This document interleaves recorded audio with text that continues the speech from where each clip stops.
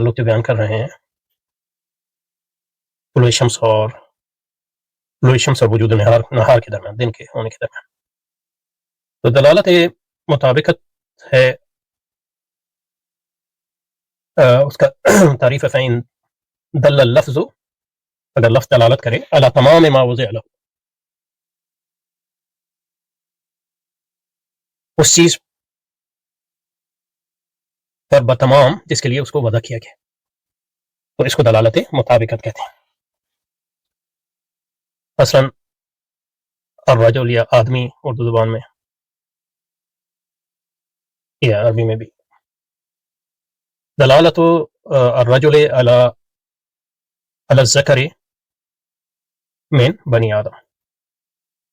اگر ہم کہیں مرد اور اس سے مراد لیں بنی آدم کے ذکور، تو یہ دلالت مطابقت ہے. یا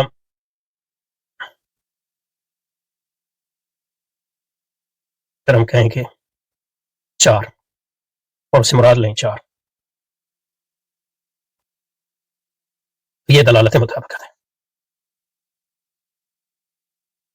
کیونکہ چار کے لیے وضع کیا گیا. مثلا میں کہوں چار آم، تو یہاں اور سے مراد جو ہے چار چیزیں لوں، چار آم لوں، تو یہ چار دلالت مطابقت ہے، کیونکہ چار کو جو ہے چار کے لیے وضع کیا. لیکن اگر میں چار بولوں اور اس سے مراد جو ہوں تین لوں، تو تین چار میں شامل ہے، لیکن یہ کہ چار کو تین کے لیے وضع تو نہیں کیا گیا، تو اس کو دلالت تضمن کہتے ہیں. تو دلالت تضمن ہے دلالت اللفظ علی جزءہ، کسی لفظ کی اگر دلالت ہو یا اس کو استعمال کیا جائے اس کے جز کے لیے، تو اس کو جو ہے جز ما وضع له، تو اس کو جو ہے دلالت تضمن کہتے ہیں. مثلا یہ کہ البیت گھر، تو گھر جو ہے سے اگر پورا گھر مراد لیں تو وہ ہے دلالت مطابقت. لیکن یہ کہ گھر کا استعمال کر رہے ہیں، اس سے مراد جو ہے دیواریں لیں، گھر کی دیواریں، تو یہ دلالت تضمن ہے، کیونکہ گھر کا لفظ جو ہے دیواروں کے لیے جو ہے وہ وضع نہیں کیا گیا، لیکن یہ کہ دیوار گھر کے اندر شامل ہیں، تو یعنی مطلب یہ گھر ہو نہیں سکتا دیواروں کے بغیر، تو دیواریں جو ہے گھر کا جز ہیں، لازمی جز ہے.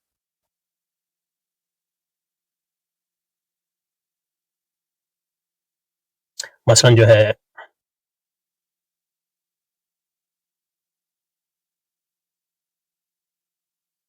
میں نے جو ہے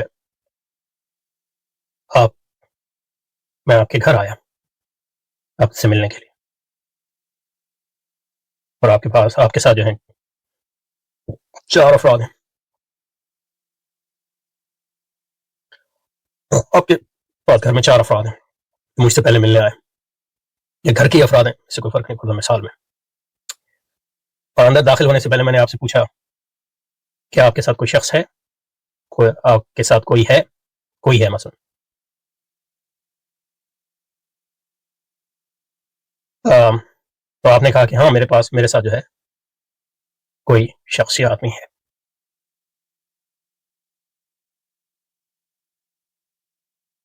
اور شخص یا آدمی سے مراد جو ہے ایک آدمی، اور یہی میں نے پوچھا تھا تو آپ نے اس کا جواب دے دیا، لیکن حقیقت میں آپ کے پاس چار افراد ہیں. لیکن کل جو ہے اپنے جز پر دلالت کرتا ہے، تو یہ اسی کو دلالت تضمن کہتے ہیں، کیونکہ جز جو ہے کل کا حصہ ہے، اس لیے وہ کل کے ضمن میں سمجھا جاتا ہے یا مفہوم ہوتا ہے، اسی کو دلالت تضمن کہتے ہیں، سمجھے. لیکن دلالت تضمن میں ایک اہم بات یہ ہے کہ وہ جز جو ہے وہ لفظ کے معنی میں شامل ہے، اس کا حصہ ہے. تو مثلا یہ کہ چار گو کے دو پر اس کی دلالت جو ہے کامل دلالت نہیں ہے یا مطابقت والی دلالت نہیں ہے، لیکن چار کے معنی میں دو کے معنی شامل ہے. تو دلالت تضمن جو ہے وہ دلالت مطابقت کا ایک لحاظ سے حصہ ہے اس میں شامل ہے. اب دلالت التزام جو ہے ان دونوں سے مختلف ہے، کیونکہ دلالت جو التزام ہے وہ لفظوں کے درمیان ہوتی ہے.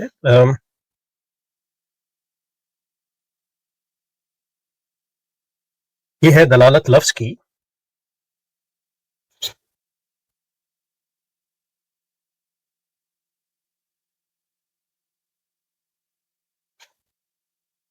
علی امرین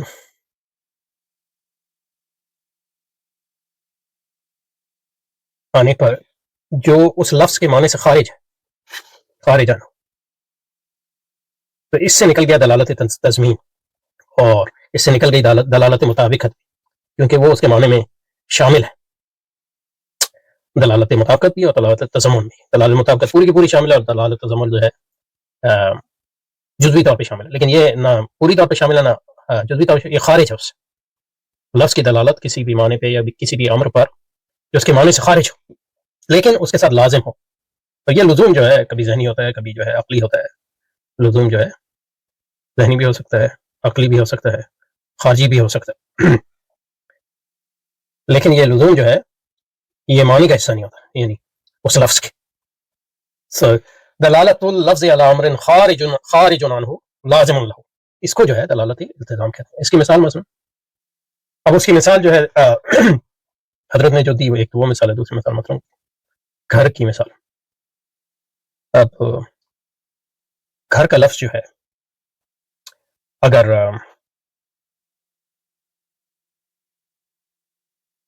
اس کی مثال حضرت نے کیا دی تھی، مثال سائے پر، مثلا گھر کی دلالت سائے پر.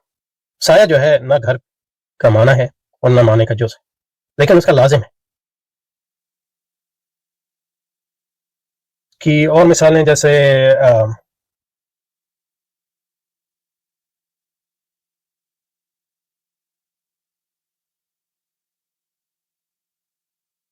اس کی ایک اور مثال لیتے ہیں، مثلا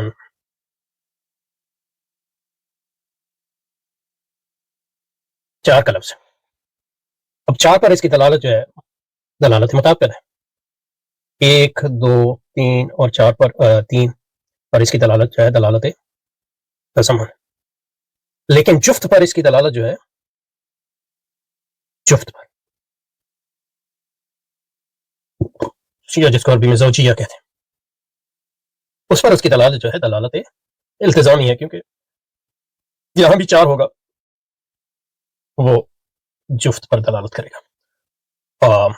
تو یہ دلالت جو التزامی ہے، کیونکہ جفت جو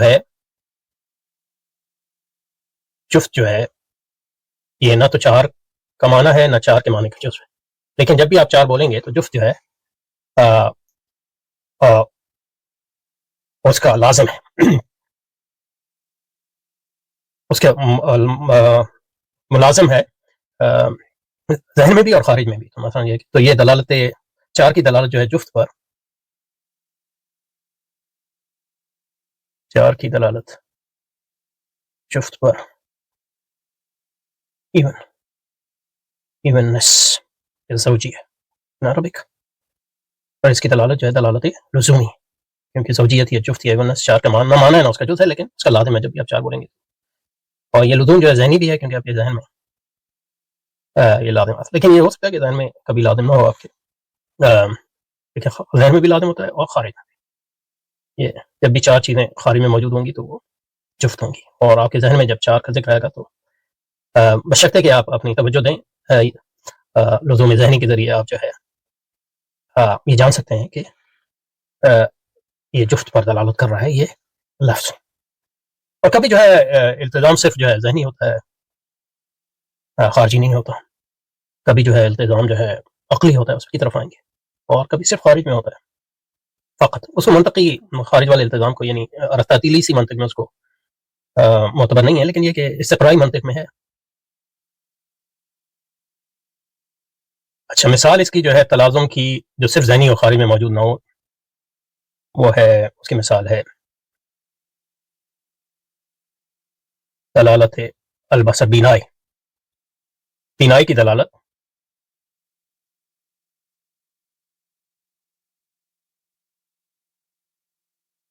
اندھے پن پر. یعنی ذہن میں بصر جو ہے، بینائی جو ہے، اس کے معنی میں جو ہے اندھا پن داخل نہیں، عدم بینائی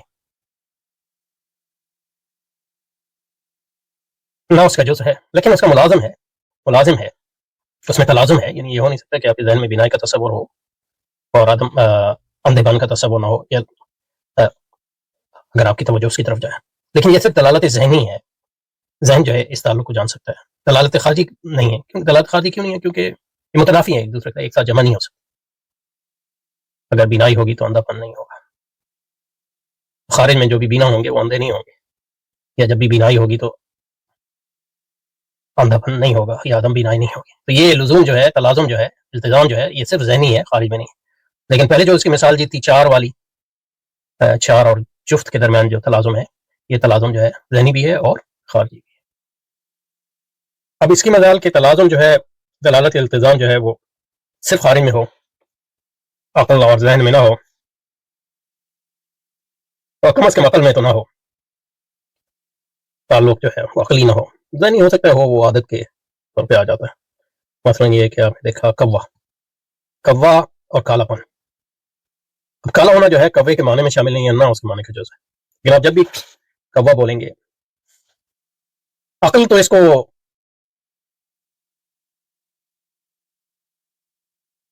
جائز قرار دیتی ہے یا ممکن قرار دیتی ہے کہ کوا ہو جو کالا نہ ہو. لیکن خارج میں ہم نے ہمیشہ دیکھا ہے کہ کوا جو ہے وہ کالا ہی ہوتا ہے، استقراء کے ذریعے، کوئی لزوم عقلی نہیں ہے. یعنی عقلی سے مراد جو ہے ڈیڈکٹیو عقل کی ہم یہاں بات کر رہے ہیں. تو خارج میں تو کوا جب بھی ہم نے دیکھا وہ کالا ہوتا ہے، تو ایک لزوم خارجی آ گیا اس میں. یعنی عقل اس کو ممکن سمجھتی ہے کہ کبھی کوا ہو جو کالا نہ ہو. اچھا،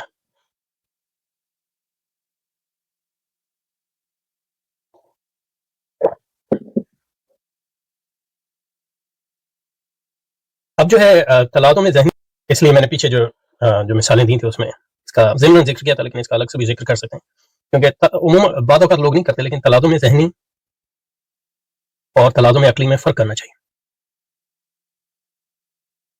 کیونکہ جو تلازم ذہنی ہوتا ہے وہ، جیسے کہ میں نے ذکر کیا پہلے، اٹینشن کا متقاضی ہوتا ہے، یہ حضور ذہن جس کو کہتے ہیں، حضور شیف ذہن.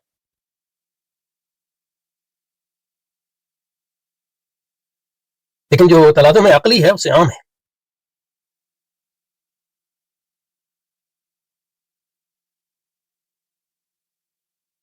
چاہے آپ کے ذہن میں اس کا تلازم ہو یا نہ ہو. مثلا یہ کہ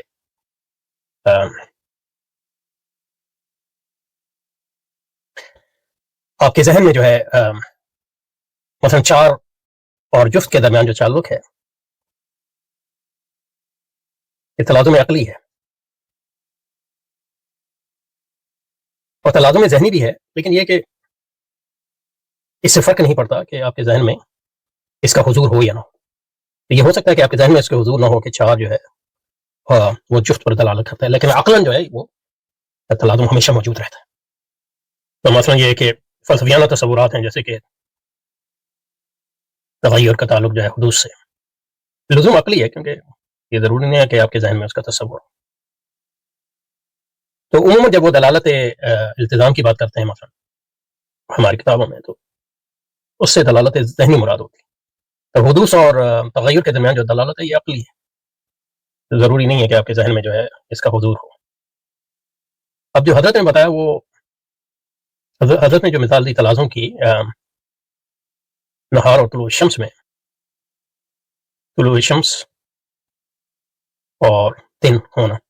تو دن ہونا جو ہے، یا نہار یا دن، عربی میں اس کا نہار کہتے ہیں،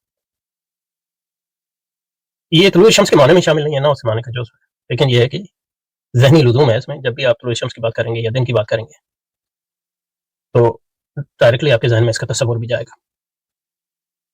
اور اس کے درمیان دلالت عقلی بھی ہے، یا آپ تصور نہیں کر سکتے جو ہے دن کا ہونا لیکن طلوع الشمس کا نہ ہونا وغیرہ. اور یہ دلالت خارجی بھی ہے، یہاں تو تینیں دلالات پائی جاتی ہیں. اب اس لمبی تمہید کے بعد